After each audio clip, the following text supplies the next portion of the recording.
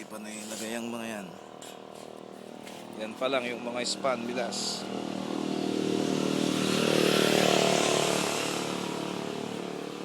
Bahala ka na kay boy kung anong gagawin mo.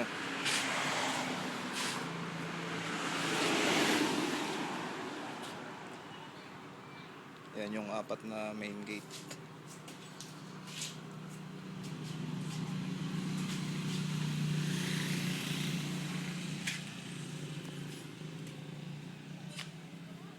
Yan, napalinis daw nila yan kahapon. Saka etong mga ganito